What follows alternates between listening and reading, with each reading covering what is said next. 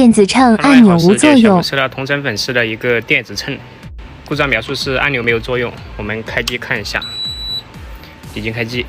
好，等它复位完成之后，我们来试一下。现在 OK 了，果然是没有作用。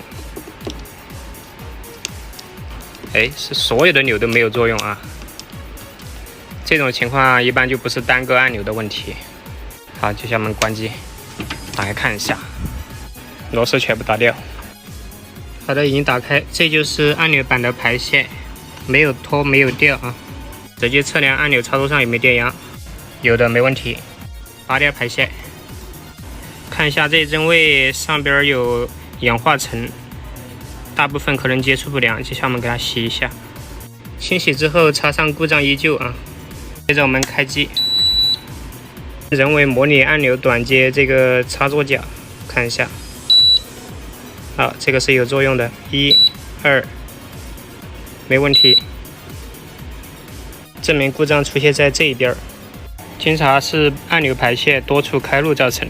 我们看，比如这条线，这个位置到这个位置，它已经开路了，值无穷大，应该在这些位置断掉的。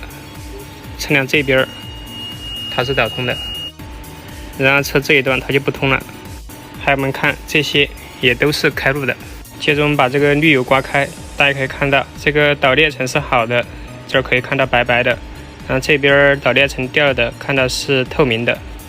这些头子都是脱掉了的，包括这边没刮开的也是一样开路的，难怪一个按钮也没有作用啊。因为这个用烙铁飞不了线，就只能买一个成品的按键了。确定了原因所在，买回来装上就好啊。现在手头上没这个料。本期维修视频就到这里了，好的，感谢大家收看。